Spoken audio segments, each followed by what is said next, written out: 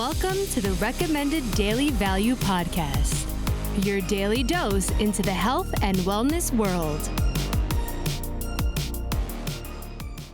Welcome back to the Recommended Daily Value Podcast, where we go over everything health, fitness, and nutrition related 5 days a week in 5 minutes or less. Today, we've got another round of rapid fire questions for you guys, and where we are joined by Dr. Tyler Panzner. Dr. Tyler Panzner, in 60 seconds or less, what is personalized medicine?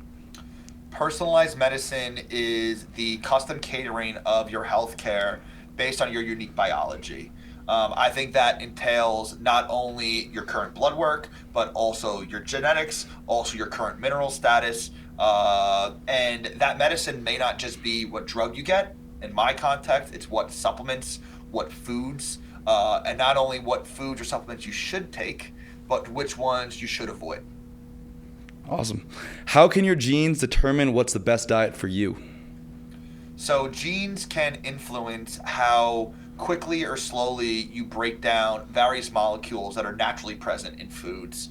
Histamine is a great example. People think of histamine as only being for allergic reactions, sneezing, anaphylaxis. But if you have mutations where you break down histamine slower than normal, foods higher in histamine can be causing gut issues. They can be absorbed in your body and causing issues throughout various organ systems. Now, histamine is naturally present in food. It's not a harmful chemical that's added, similar to something like an oxalate or a lectin. Certain chemicals that are naturally present in food can be more of a problem for someone based on how they break it down due to those genetic mutations they have. How do various genes influence your mental health? So many different genes influence how you produce neurotransmitters, how you release them, how you absorb them, how you break them down. So if you could have someone that creates too little serotonin, or you could have someone that breaks it down too fast. So both of those would result in lower signaling of serotonin. Or you could have both of those together and you'll have very low serotonin very low serotonin levels.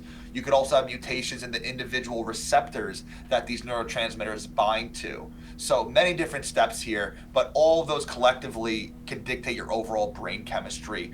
Think of it like a blank canvas. You have dopamine that's red, serotonin blue, GABA is green.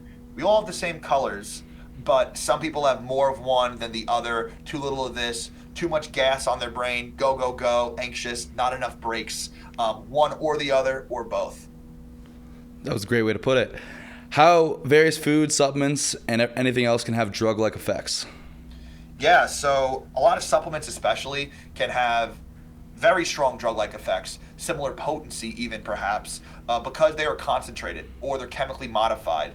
Curcumin's a good example I like to give that can be chemically modified to have really high bioavailability, and based on certain things in your genes, you may not be able to tolerate that very well.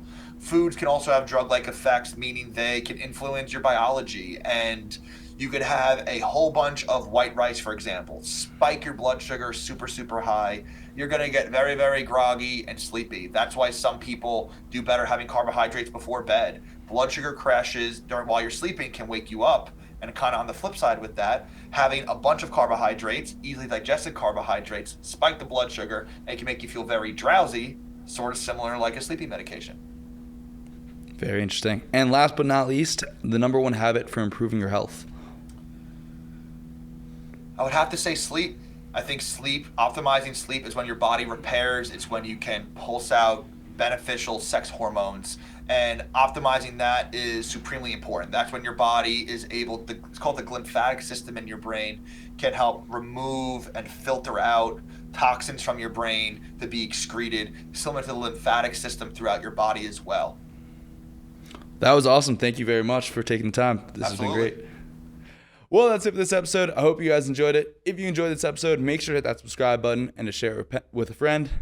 If you enjoyed this episode, make sure to hit that subscribe button and to share it with a friend. And remember, this is based on our own research and experiences and Dr. Tyler Panzner's own research and experiences and not medical advice. Until next time, be good. Sound good. Get in there.